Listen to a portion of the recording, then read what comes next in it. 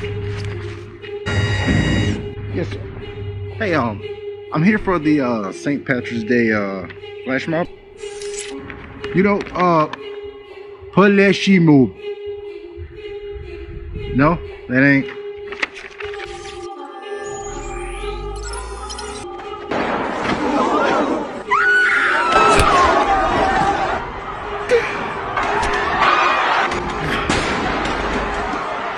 All you had to say was no. Welcome back to the arcade. Summer Game Fest 2025. E3, now known as G3, will be held June 4th, 2025.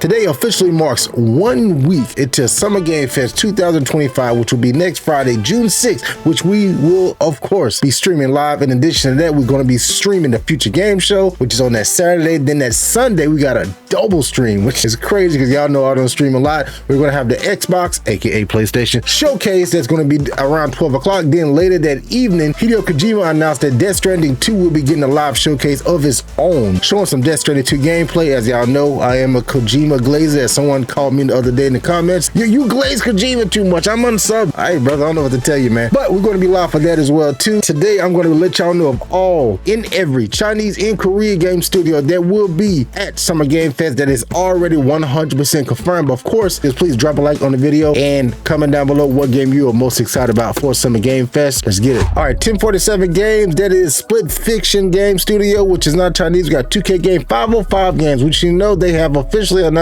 They have been announced a while back ago with Wu-Chang Fallen Feathers, which is a Chinese studio. Of course, they have, in my opinion, one of the most anticipated games coming out of China this year, and they definitely confirmed that they will absolutely be at Summer Game Fest. I would imagine show some more gameplay, maybe some boss gameplay. They didn't show a collector's edition or anything whenever they showed the pre-order trailer a few weeks ago, so maybe we get some, or maybe we get that. After that, Amazing Season Games. Now, this was a name I wasn't familiar with, but this is indeed a Chinese studio. They're most currently known for Mecha Break, which is the obviously a mech game. I played it a few times during the open beta test, because I know I'm a big Armored Core fan, so I thought it was fire. It's a little too fast for my taste, but unless they have something new that we don't know about, this is probably what they're showing up to show. It may be one of those Jeff Keighley ads, but again, it's probably Mecha Break. It is a Chinese studio. Now, Bell Ring Games, this was an interesting one because I couldn't really find anything about them. I was like, this is weird. I normally can find it pretty easily. So apparently, Bell Ring Games, they recently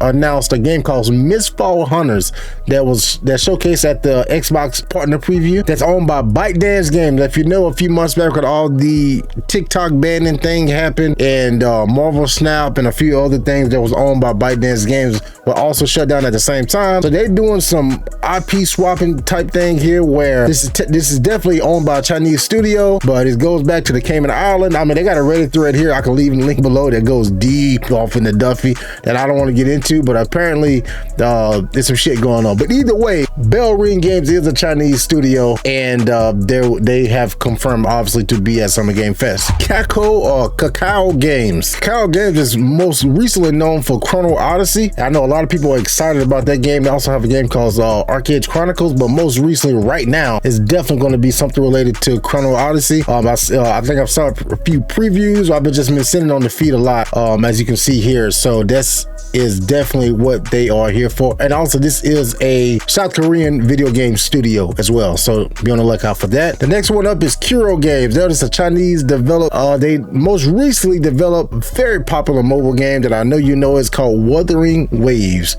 and it's probably going to be another ad spot for Jeff Keighley in the Summer Game Fest, but they will be there as they always are, you know what I'm saying. Next up after that is Level Infinite. They have Level Infinite, you know, they're most popular with a game called Exoborn, which I don't think popped off too much, but that's the one I recently remembered. They have Age of Empires Mobile. Again, it's probably another mobile ad spot for the young Key 3. After that, we have NC Soft. They're most recently doing with this Lineage game. Again, this a lot of mobile game stuff that I'm not accustomed to, or like free to play, you know, gotcha games. This is probably another ad spot, but this is a Chinese studio. After that, we got Neo Wiz pulling up. Y'all know, one of my top 5 games of all time, Lies of P. I truly believe this is going to be where they do the Lies of P release date, and I think it's going to be a shadow drop.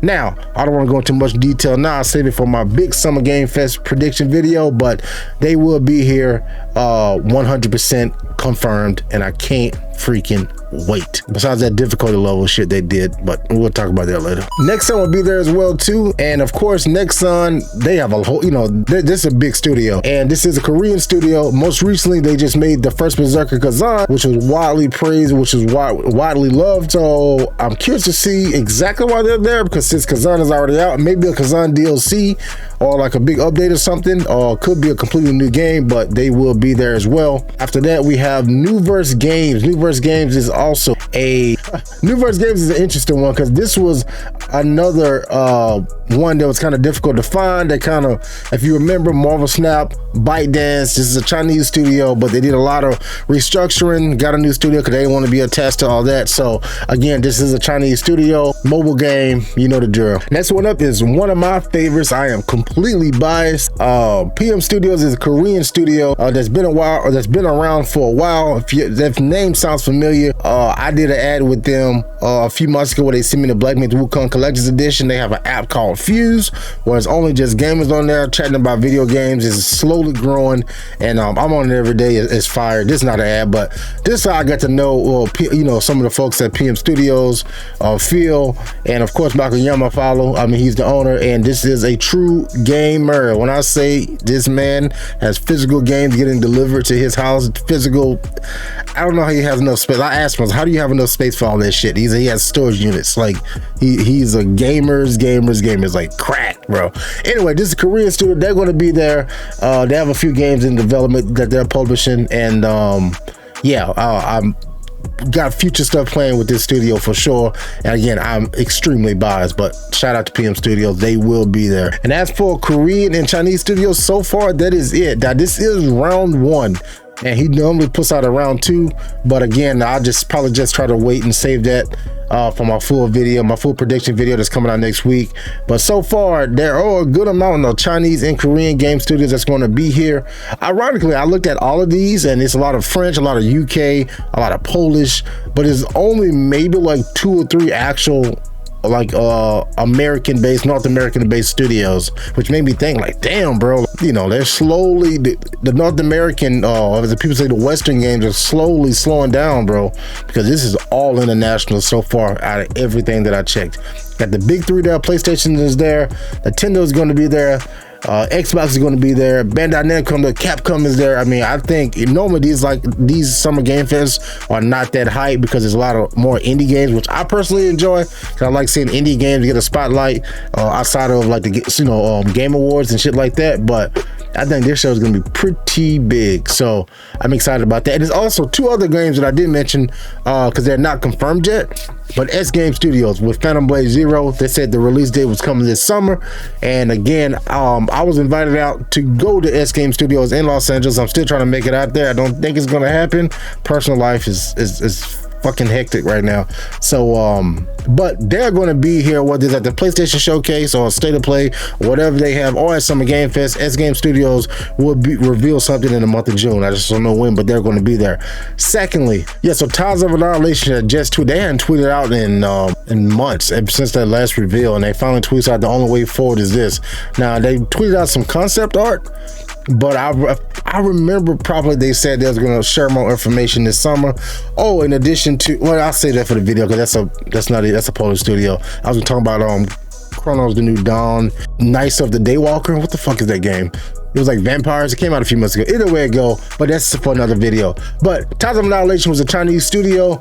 I think they're going to be there as well. I think it's going to be a big show, man. I would love to have you out with me next week and lift my spirits, and I'm looking forward to it. But right now, that's all I got for Chinese and Korean game studios. This is supposed to be a shorter video, so that was a fucking lie. Thank y'all so much, and I will catch y'all in a few days. Peace.